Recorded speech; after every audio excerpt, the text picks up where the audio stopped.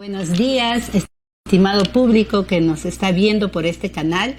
Hoy día voy a compartir el secreto de la felicidad. ¿Cómo encontrar la verdadera felicidad? Y todo ser humano tiene ese deseo innato de ser feliz, porque fuimos creados con ese deseo, con esa necesidad de ser felices. Y bueno, vamos por el mundo buscando una y otra forma, un camino, otro camino, cómo encontrar esa tierra prometida, esa felicidad.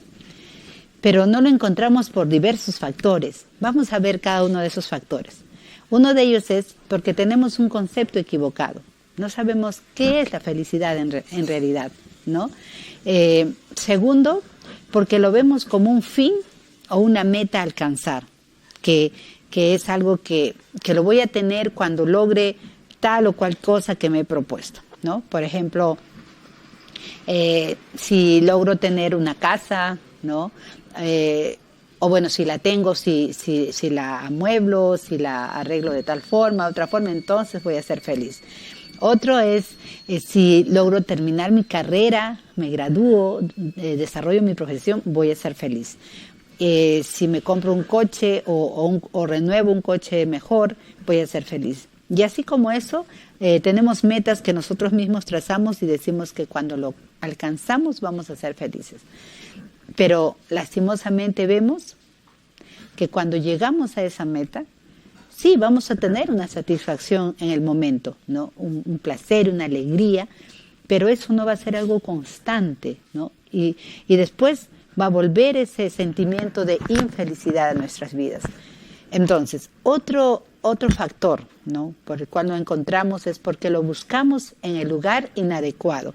Como les decía, ¿no?, fuera de nosotros, obteniendo algo externo, algo que nunca tuvimos, algo que siempre quisimos tener, ¿no? Entonces, o bien pensamos que la felicidad está en tener el amor de una persona, ¿no?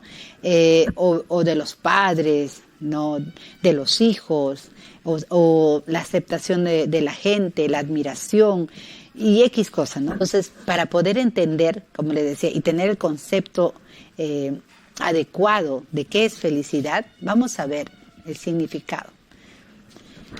Es un sentimiento de plenitud, bienestar y paz interior. A ver, lo repito. Es un sentimiento de plenitud, o sea, de una satisfacción total, de bienestar y paz interior. En base a esto vemos, 1, que la felicidad no tiene nada que ver con cosas externas. 2, que la felicidad es intransferible. Y eso es un punto realmente interesante, porque en las relaciones con las personas o con la pareja, siempre se escucha decir, ¿no?, yo te voy a hacer feliz. Si vemos en base a este concepto, eso no es real, porque nadie puede hacer feliz a otro, porque no dice que es un sentimiento de bienestar interior, que no es algo externo, por lo tanto nadie me puede hacer feliz. Pueden compartir mi felicidad, pueden estar conmigo, pueden acompañarme, pueden amarme, tener los mejores deseos, pero no me pueden hacer feliz. Entonces, ¿cómo hallar el verdadero camino a la felicidad? Hay un dicho que dice, todos los caminos conducen a Roma, pero en este caso no es así. Si yo me equivoco, así sea un poquito, y escojo un camino que es parecido, pero no es, definitivamente no me va a llevar a la meta que quiero. Entonces, ahora vamos a buscar o a dirigirnos a ese camino. Todos nosotras, o la gran mayoría, hemos repasado el Padre Nuestro, hemos orado, hemos rezado, ¿cierto? Entonces, vamos a empezar repasando esta oración, que dice así: Padre nuestro que estás en los cielos, santificado sea tu nombre, venga a nosotros tu reino, y hágase tu voluntad, así como se hace en el cielo, también en la tierra. Y al final de la oración dice, porque tuyo es el reino, por los siglos de los siglos.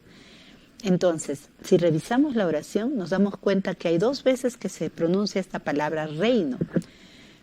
¿Y alguna vez te has puesto a pensar qué significa venga tu reino?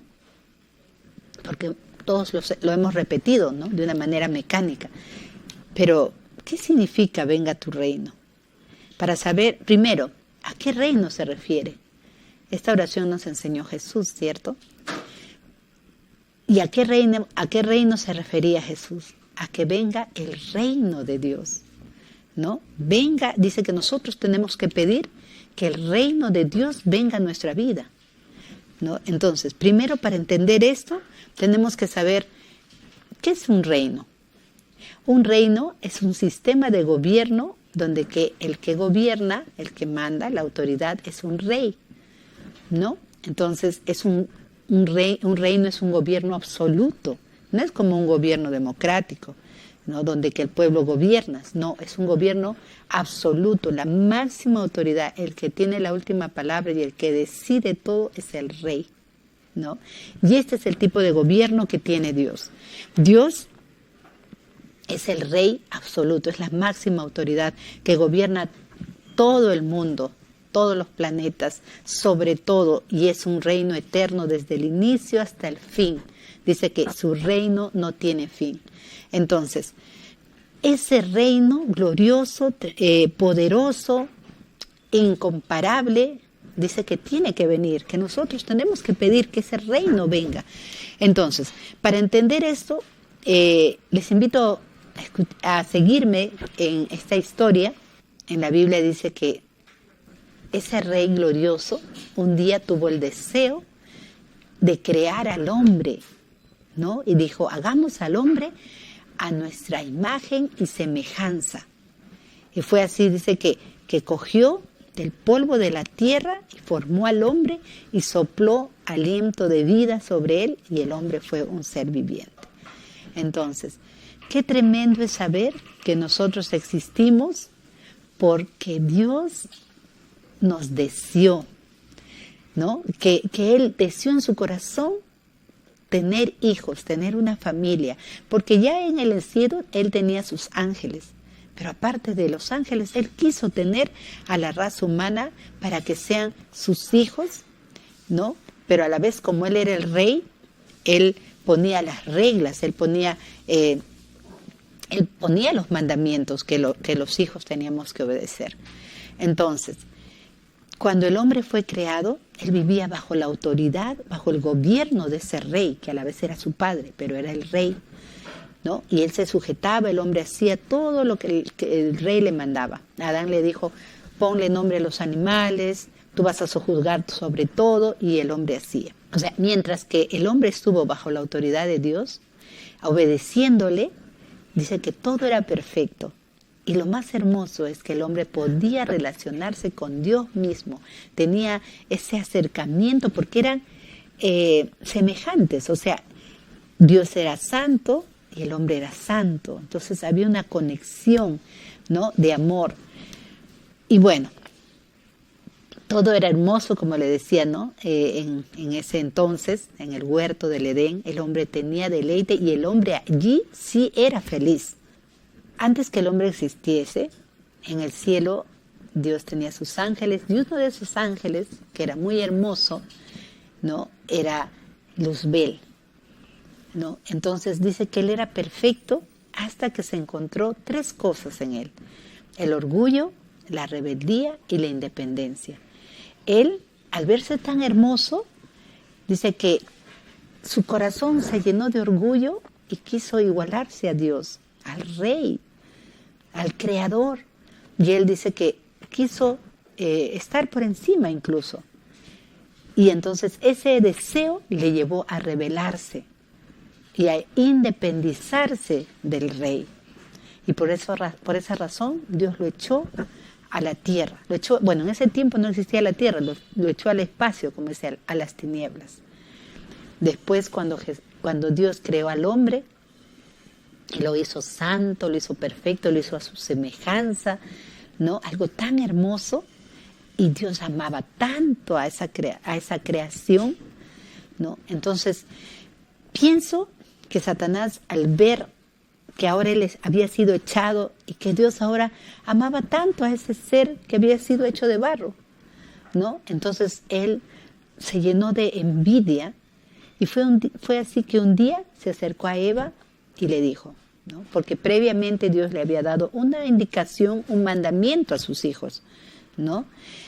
Y entonces Satanás viene y le dice, ¿no? Mira, con que Dios les ha dicho que no pueden comer de ningún árbol del huerto.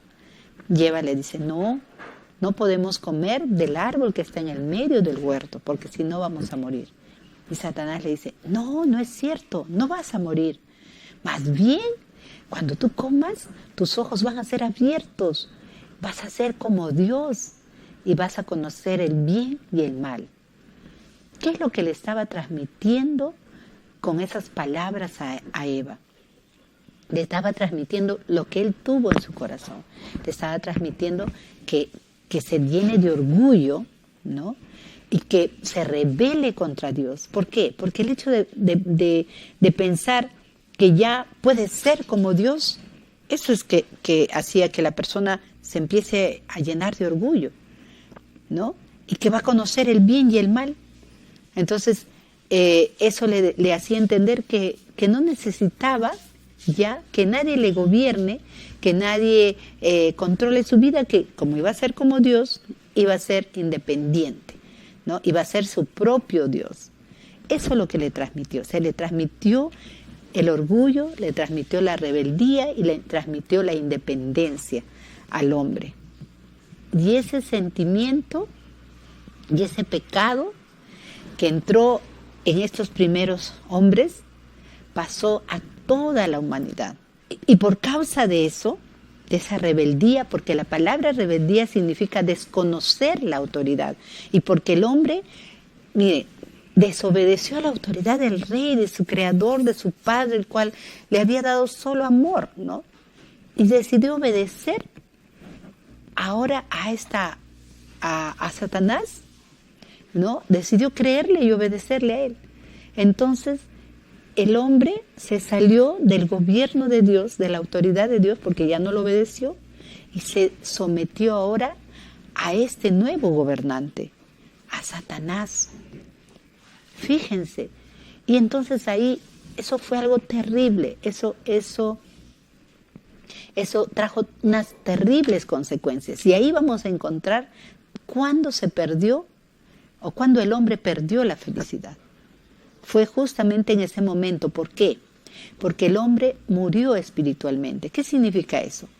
Que su vida, o sea, el hombre es una unidad perfecta de espíritu, alma y cuerpo. Así nos creó Dios. Y es a través de nuestro espíritu que nos relacionamos con Dios, porque Dios es espíritu. Dios no se puede relacionar con mi alma ni con mi cuerpo. Entonces, si el hombre se contaminó, se pervirtió, su naturaleza se corrompió, entonces su espíritu ya estaba, o sea, todo su ser estaba contaminado, entonces ya no podía relacionarse con Dios porque Dios es santo. Por más que Dios lo amara y lo quisiera, no podía relacionarse. Entonces, el hombre murió espiritualmente, o sea, su espíritu se inactivó porque ya no podía relacionarse con Dios. ¿Y saben qué? Esta muerte espiritual es lo que le produjo al hombre el vacío existencial del que muchas personas hablan. Ese sentimiento de que la vida no tiene sentido, ¿no? Ese es un sentimiento tan terrible que produce mucho sufrimiento en las personas y hasta depresión. Las personas lo que hacen es tratar de llenar el vacío. ¿Con qué? Con, de repente, no sé, comida, con algo que les gusta, que le produce placer, y comen. O bien buscando amor desesperadamente, o bien en el sexo, ¿no? Y en este tema del sexo hay tantas desviaciones que también Satanás ha corrompido esto tan santo y tan hermoso que Dios instituyó, que fue el sexo, como para un disfrute, para un placer sano y santo en la raza humana. Satanás lo ha denigrado de tal manera que en muchas cosas, a veces ya la raza humana ya creo que hace cosas peor que los animales en esta área. ¿no? Pero bueno, las personas tratan de buscar a través del sexo, a través de llenar su agenda de actividades, de trabajar en 1 o 2 trabajos para estar ocupado todo el rato, o en el gimnasio, o en el estudio, en tantas cosas. Pero todas estas cosas, lo único que logran es anestesiar su alma, su mente, por un momento. Otra consecuencia terrible que produjo esta rebeldía contra el rey fue que la raza humana, los hombres, perdieron la imagen de Dios. ¿No ves que fuimos creados de una manera santa, perfecta, a la imagen de Dios?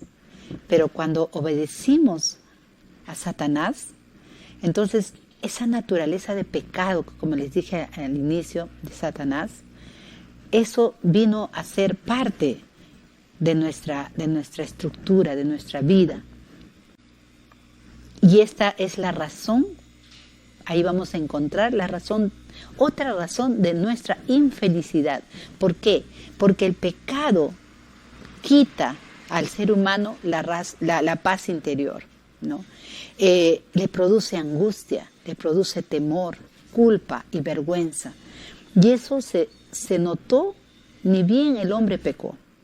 Fue un cambio drástico, total, porque de lo que, como les dije, el hombre vivía en una felicidad, una satisfacción plena. Cuando pecó, cuando creyó la mentira, después se escondió. Y cuando Dios le llamó, le dijo, ¿dónde estás? Y Adán le dijo, me escondí porque tuve miedo. O sea, vemos ahí claramente que ni bien pecó el hombre, se empezó a generar, ¿no? este miedo, esta culpa, esta vergüenza, esta falta de paz, ¿no? Que no podemos estar tranquilos. ¿Por qué? Porque el pecado no es natural, no es algo propio de nosotros. Nosotros no fuimos creados para pecar. Nuestra estructura fue creada para vivir en santidad. Pero si le preguntamos a las personas, a una mujer que adultera, que fornica o después de un aborto, si realmente es feliz, ¿no? O a un hombre que está en pornografías cautivo, ¿no? Y hace, no sé, roba, engaña, ¿será feliz? No, definitivamente. ¿Por qué? Porque Dios imprimió sus leyes en nuestra estructura mental, física y espiritual. Si lo obedecemos, vivimos. Si no lo obedecemos, morimos. Morimos realmente cada día. Cada que pecamos, seguimos muriendo por dentro. Se quiebra todo nuestro ser. Como dice se pierde la frescura de la vida, ¿no? Se marchita todo dentro de nosotros. Porque la Biblia dice, el alma que pecare morirá, ¿no? En Ezequiel 18:4. Pensamos que se refiere a cuando morimos y nos vamos al infierno. No, se refiere al presente, al hoy. Porque nadie puede infringir las leyes que Dios ha escrito. Por ejemplo, vamos a dar este ejemplo. Nosotros sabemos que en nuestro planeta, ¿no? Existe esta ley de, ¿cómo se llama? La gravedad, ¿no? Que es que la Tierra ejerce una fuerza de atracción hacia cualquier objeto que está sobre la Tierra. Y esa es la razón por la que no salimos volando, ¿no? Porque si no, caminaríamos y empezaríamos a flotar como en la Luna. Pero no, acá en la Tierra hay una fuerza de atracción y eso es algo establecido por Dios desde su creación. Entonces, si una persona dice, no, yo no creo en esa ley, yo no creo que exista porque yo no la veo, yo no la siento y yo no creo. Y como dicen, ¿no? Tú eres lo que tú crees, ya. Entonces, como yo no creo que existe, yo la ignoro. Entonces, esa persona se sube a un edificio, se pone una capa y se tira, porque no cree que exista esa ley y él cree firmemente de que él puede volar. Pero ¿cuál es el resultado? ¿Va a volar? No, se va a ir a pique y se va a estrellar contra el suelo, contra la tierra, contra el suelo y va a morir. De igual forma, si nosotros no creemos, ¿no?, en esta verdad de que nosotros hemos sido creados para ser santos, para vivir en comunión con Dios, no creemos eso porque hemos sido engañados por Satanás, entonces vamos a morir. Nadie va a salir invicto después de infringir una ley que ya está establecida. Lo más terrible es que nos salimos del reino de Dios. Nos salimos del gobierno de Dios y nos pasamos a estar bajo el gobierno de Satanás. Y eso es algo terrible. ¿Por qué? Porque el reino de Dios es un reino donde nuestro rey es amor, nos ama, nos protege, nos cuida. Es maravilloso. Mientras que este gobernante de este otro lado, de las tinieblas, es un tirano, es malvado. Él, ¿sabes a qué ha venido? A matar, a robar y a destruir a la raza humana. Y él, cuando le dijo al hombre, tú puedes ser tu propio Dios, tú no vas a necesitar de Dios, tú puedes gobernarte a ti mismo, le estaba mintiendo totalmente, porque no le dijo, sabes que si tú te sales de esta protección, de este rey, vas a pasar a estar bajo mi dominio, bajo mi gobierno, y yo te voy a esclavizar, yo te voy a destruir, porque sabes, yo te odio y quiero que quiero hacer de tu vida una vida miserable, y al final te quiero llevar al infierno. Eso no le dijo, eso fue un terrible engaño. Entonces, ahora podemos darnos cuenta cuál es la condición que el hombre, en que el hombre está, ¿no?, a raíz de este pecado, que a veces no lo entendíamos, ¿no?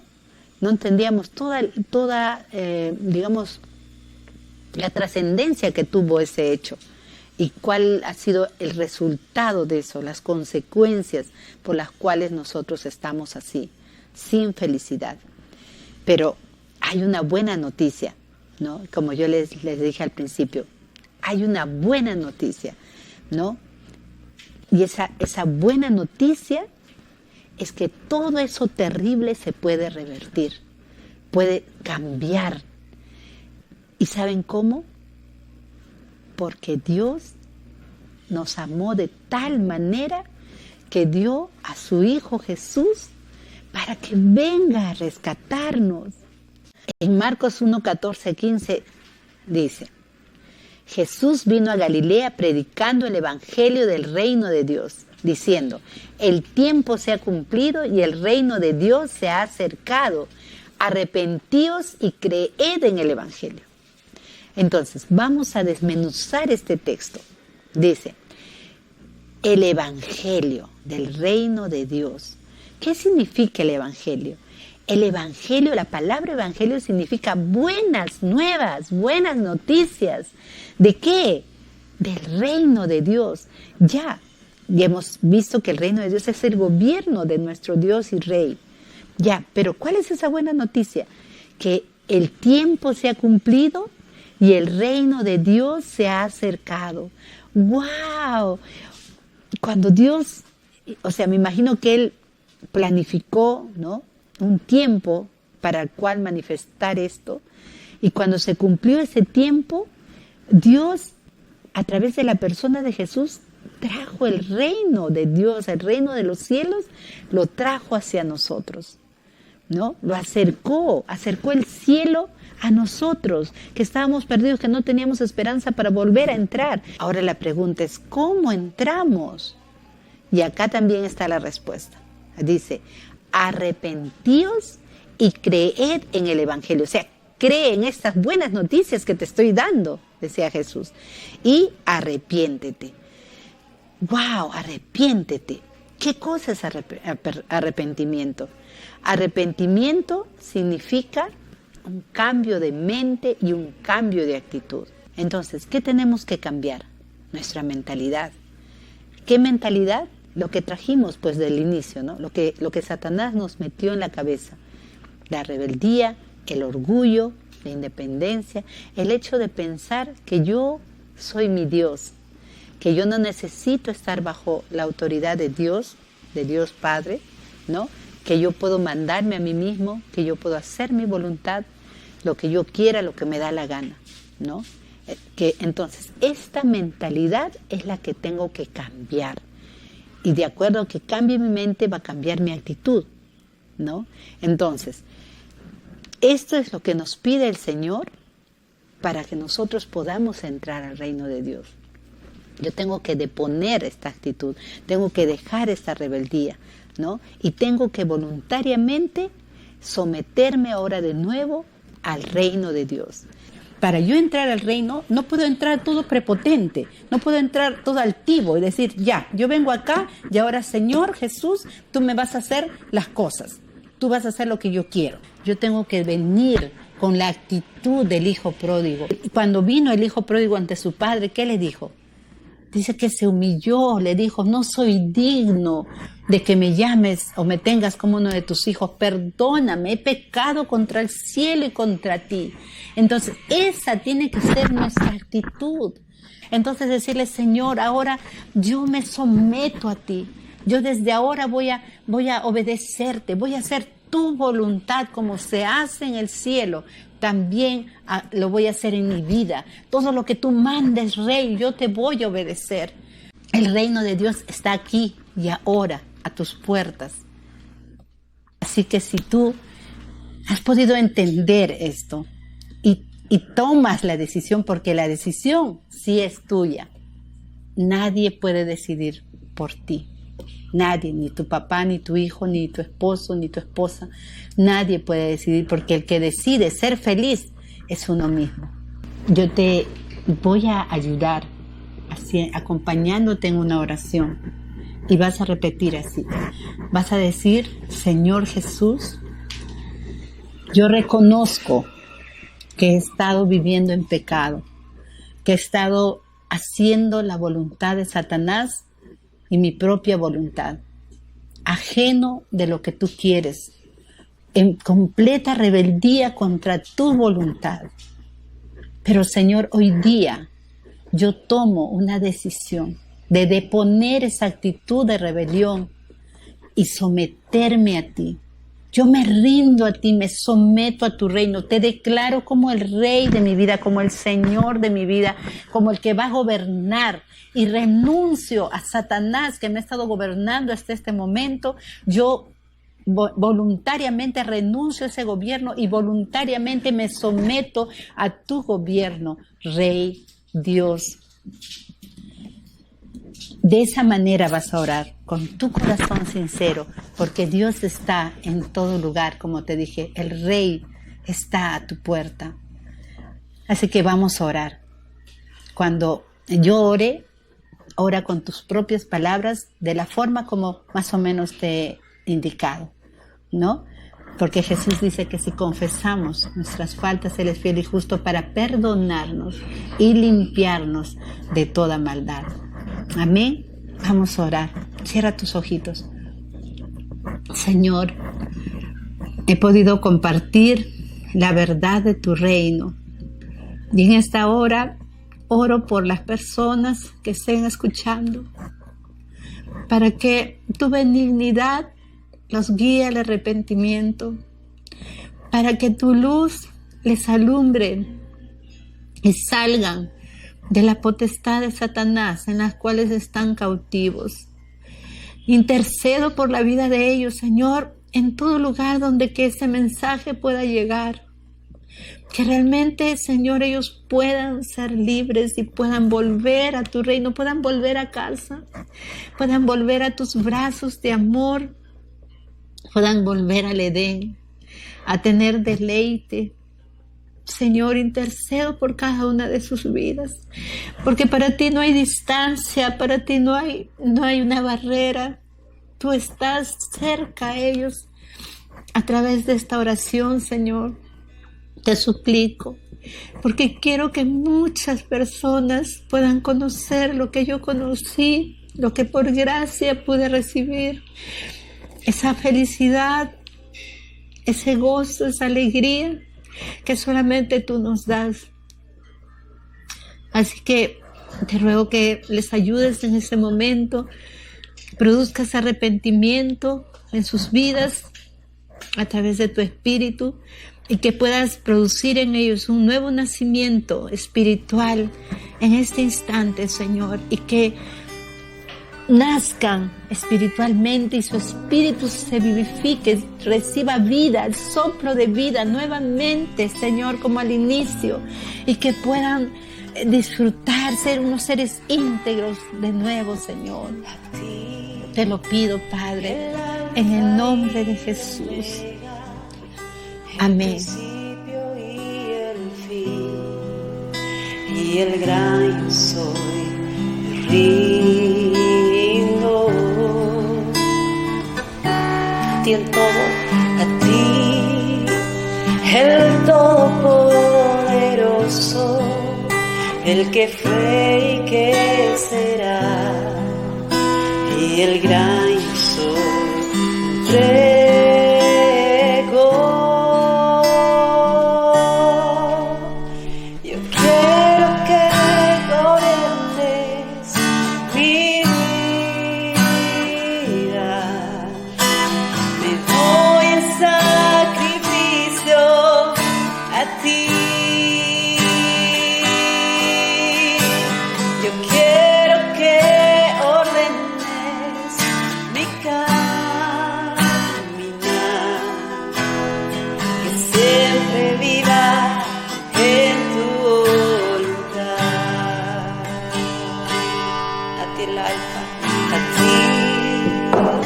El